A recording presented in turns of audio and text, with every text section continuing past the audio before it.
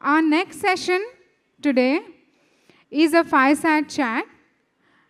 It is Zero Trust meets AI, locking down the digital fast lane.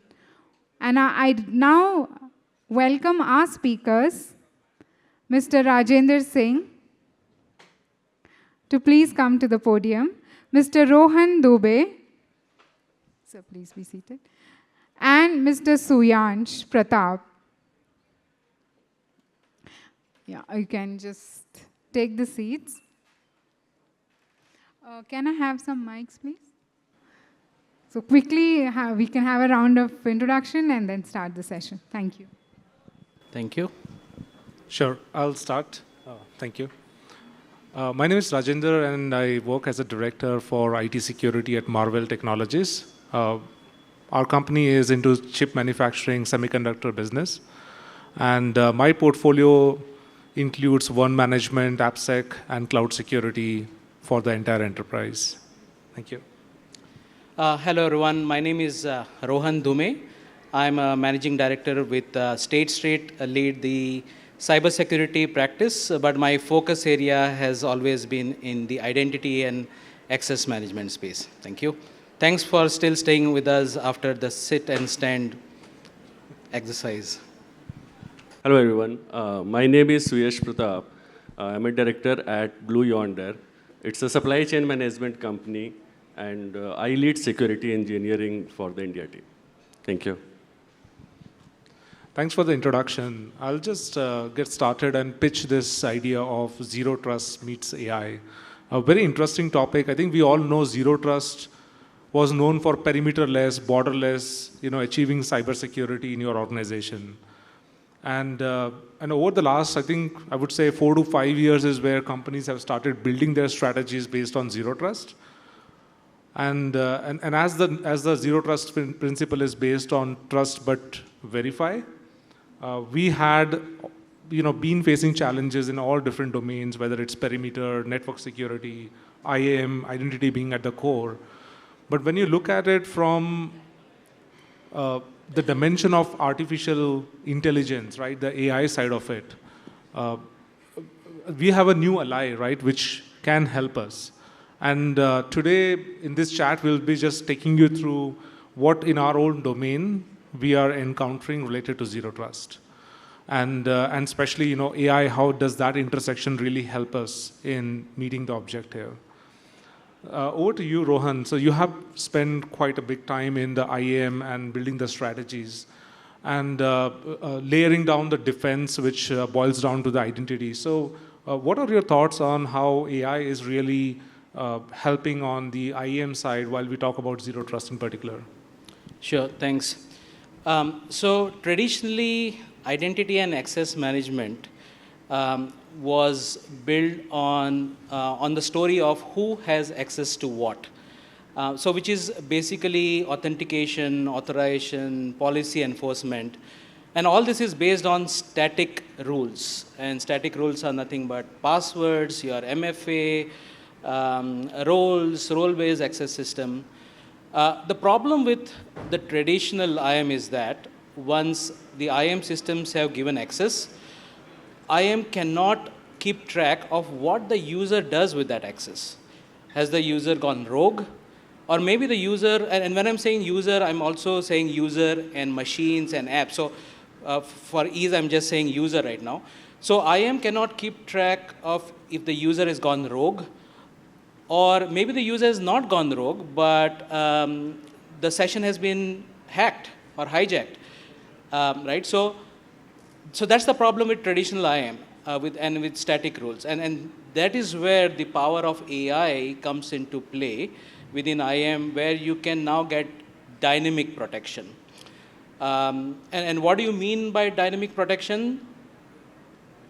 Two things basically, which is user behavior analytics and deviations from that.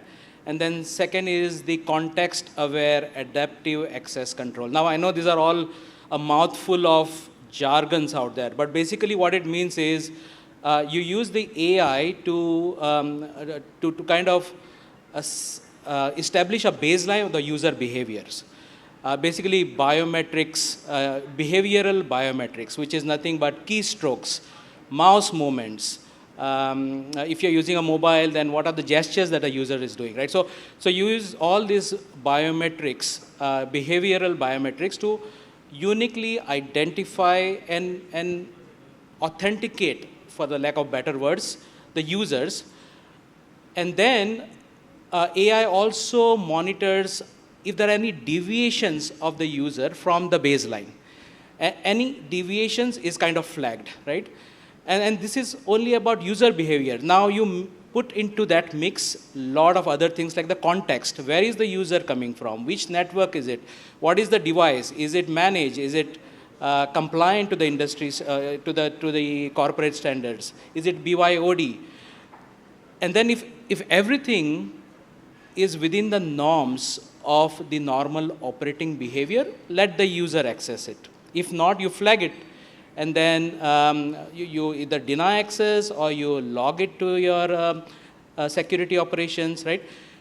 So all this is user behavior, context, and this does not only happen at login times. We need to do this even after the user is logged in, because remember that even after the authentication, it doesn't mean that the context is safe. You can always have session hijacking. You can have token theft. So if you look at all this context now, you have behavior, you have context, you have ongoing authentication, ongoing verification. All this cannot be done by traditional IAM, because you have to do it quickly, you have to process so much data at the same time, and you have to depend on something which is AI, right? So that is where the magic of AI comes into play to augment the traditional IAM, to kind of flag anomalies and maybe take automated response in dynamic nature. So that's IAM, but I want to flip that question back to you, because you come from Marvell Technologies, a lot of endpoint protection experience. So what's your thought in terms of where can the power of AI come into endpoint detection and posture? Yeah, Ron, thanks for that. And I think it's not very different than what you touched upon, few of the points. I will just reiterate. The challenges remain very similar, and agility and speed are some of the key challenges. If you want to defend your organization against the cyber threats, remember you're not fighting against the traditional cyber attackers. You're now fighting against the attackers who are AI equipped. Their threats, their attacks, the advisories are changing. They are polymorphic, right? And they are AI enabled. So by the time your traditional detections could work, it will be too late. So I don't think it is yet proven that traditional methods are still good enough. And that's where I would say AI is more like a fabric now. Earlier, what we did is we kind of choose the best product in the market. We kind of played it. We eventually integrated with the SIM and the SOAR. But now I think the whole stack kind of remains the same, but it has to be powered up with more speed and processing. And this is where I think in my domain, let's say, which is on endpoint, we are not just talking about the laptops, even it includes server, IoT devices, your lab machines which are in the network. And identity is still one of the factors. But where we miss is we don't correlate all this data. And the correlation is, again, going back to your SIM and SOAR, but those has to be transformed. And I'll give a simple example. What we are doing is AI-enabled playbooks. By the time the SOC engineer is able to detect or confirm that, yes, this is an incident, and be able to respond to it with a playbook that is not existent, it will take him forever. And we have to respond quickly so we can contain the incident. So that's where it is very important for us to have some of these dynamics. And I won't go with a vendor, but I think there are players in the market who are coming up with this dynamic playbook. So that dynamism is really required. But I think what we also need to see is, while we are talking about the AI, we are not leaving behind the traditional infrastructure, but what is more complementing and supporting is the cloud. So Suyesh, in your domain of cloud security, where do you think the AI is really helping on the operations or on the strategy, and how is it like becoming in the future? Yes, thanks, Raj. So yeah, AI is basically, I think it's creating impact in almost all domains of cloud security, in broader side cybersecurity as well. And I think the reason for that is the AI is able to consume a large volume of, say, cloud telemetry. It can generate the real-time insight, and it can also provide the prioritized action items. So the scale and the speed which is needed in the current complex multi-cloud environment, that is supported by AI. If I give the example of, say, CSPM, Cloud Security Posture Management, the traditional CSPM, that is based on static rules and policies. But if we talk about AI-enabled CSPM, it goes far beyond that. It adds context to it. It detects that there are deviations. It also correlates the signals. Say, for example, it can say that there is a cloud bucket which is in public. It has very sensitive customer data in it. It has been accessed from an unusual location, and such kinds of incidents in the past has caused major breaches. So if we correlate all of this, it gives a very focused action item for the individuals to work on. Right. Coming to second part of your question, Raj, so from enterprise perspective, if we think of, I think it's very important for enterprises to have a very clear roadmap and vision. How do they want to implement AI? Nowadays, like, it's just, don't do AI just for the sake of doing AI. The company, the enterprise should be ready for it. If their security posture is not very stable, they might need to take some time and make it more stable than starting their AI journey. But they should know what are the use cases which they want to solve it and how they do want to solve it. We see that companies have many of the products which are already AI enabled, but those features are not utilized.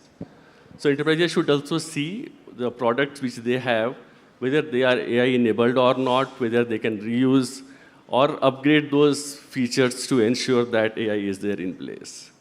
Then maybe they can start with, say, the prioritized use cases, have a pilot for that, and then implement rest of the use cases.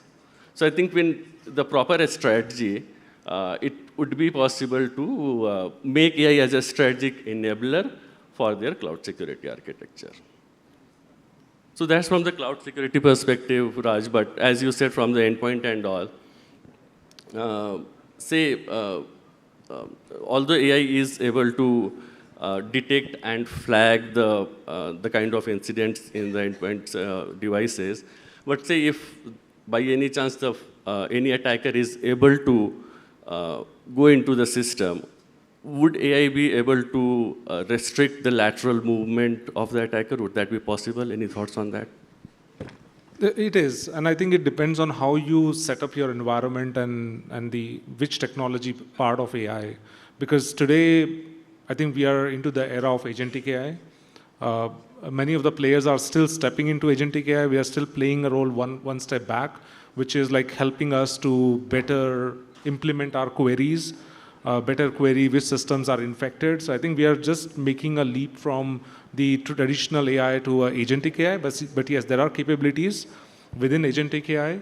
You could dynamically step up into a micro-segmentation environment. But of course, like you said, there has to be contextualization of which systems are critical for your organization, which system needs to be protected at what type of incident, and who needs to be reported. Right? So all that has to be set up pre. Data is the key for AI, and contextualization will happen. And there has to be a team in the organization, enterprise team, who has to make sure that these are all validated so that you can rely on AI so that all the micro-segmentation can happen. There would be dynamic firewall rules. So in future, you would see that firewalls are coming with dynamic rules where based on the threat intel between your threat intel source from vendor X to something that you have built your AI, who can then feed into the firewall. So this is nothing but a transformation of your traditional SOAR into more agentic AI-based platform. And while we are talking about AI everywhere, I don't think it's a magic bullet anyways.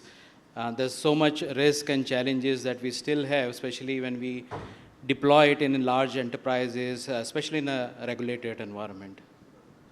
So Rohan, can you please elaborate more on what kind of challenges are there and how can we address them? Yeah, the challenges are pretty standard in terms of the broader AI, but specifically if you would take cyber security, things like false positive and the user experience, right? Just for an example, we spoke about user behavior and how AI can flag a possible rogue user. But think about a case where, let's say, I'm a traveling salesperson or a client-facing person, and I go from network to network, maybe a location to location, and then AI says, oh, something is wrong here. This person is switching networks. It's a rogue user, and flags that user out. Imagine a user facing that, right? Because of the AI, the user experience is lost, and legitimate users are now being blocked. So that's the bad part, which is false positives.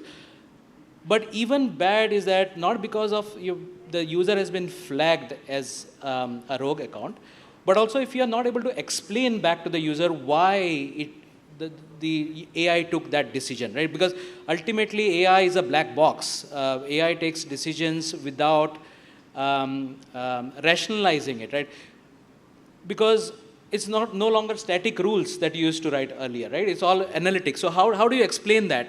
And it's not only to the user, but also regulators might ask, what's your, how do you take the judgment call? So that's a very tricky thing, which is false positive. And there are ways to do it where you can explain to the user in a very transparent way. For instance, if I block a user, you don't have to say access blocked. You could say, hey, look, we know you're coming from a different device or network. Can you re-authenticate? So that's the way to bring in transparency. But at the same time, the challenge is that how much transparent can you be? The more, if you become too much transparent, then you are at a risk of publishing your defense mechanism to the outside world. So, and there are other risks as well. For instance, privacy risk. You are now capturing your human behaviors. That can come out to be very, users can feel that you're under surveillance. And there is connectivity issues. We already know a lot of people here might have implemented IAM. You have so many tools. How do you make sure they all integrate together? So you already have this complexity. Now you put 2 cups of AI into that, you have even more complexity. So there are no standard practices today. Of course, things like MCP and others are evolving, but those are some of the challenges that we have. But talking about interoperability, sorry about that mouthful, and also what you were saying earlier, that organizations need to be prepared to use AI. So my question to you, Suyash, is how do cyber professionals be ready for that new journey? What kind of skills, what kind of capabilities do we all need to focus to be ready for the next wave of AI and adoption of AI? Certainly, Rohan. So, yeah, nowadays the traditional cyber skills, those are not sufficient, and we certainly need to embrace AI. We need to work with AI, we need to guide it, we need to question it, we need to make it better. And like what kind of skills, that would also be related to what kind of roles are we playing. Say, for example, if someone who is a cloud security analyst, it might be advantageous for them to kind of interpret what kind of AI signals are generated, how to reduce the false positives, how to implement the AI insights into the SOC workflows. The people who are working on the tools, they should be having the hands-on experience on the AI-enabled features, because nowadays most of the tools, they have some kind of AI feature. So if people know how to use those AI features, that's certainly going to be helpful. The people who are working on, say, DevSecOps, it would be beneficial for them to know how to embed AI into the CI/CD pipelines, or say IOC scans and all. For the risk professionals in cloud security, we know that nowadays there are new controls and there are new parameters which are in place. So knowledge of those controls and to ensure that those controls are met is going to be helpful for them. Similarly, for say threat hunting or the red teaming people, they should be able to test the resilience of the AI-enabled tools. If they can defend against the, say, AI API misuse or, say, related to models, that is also going to help them. So overall, I guess that the opportunities in cloud security and AI would grow more in the future with time. And to be successful in the future, I think it would be very much essential to harness the power of the AI. Thank you. I think we are almost out of time. So I hope this session was useful and pricked some thoughts into all of you. But while we have the last 2 minutes, we would like to take this time for any Q&As from the audience. Anybody, any questions for us? If not, thank you so much. Thank for you, your time. everyone. Thank you so much. On the podium. I request all the speakers to be on this podium, and I request Anushri to please do the felicitation for our speakers. Anushri, you can stand there and get it.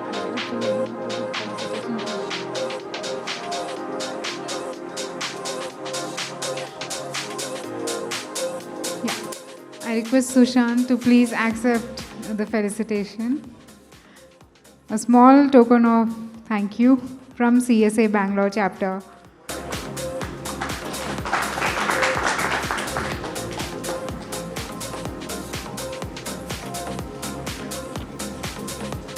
Thank you, Rohan.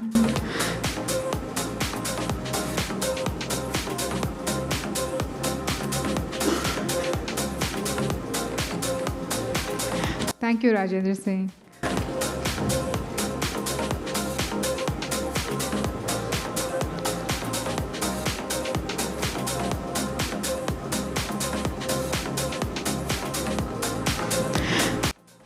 Thank you, Rajendra, Rohan, and Suyansh for this wonderful, insightful session.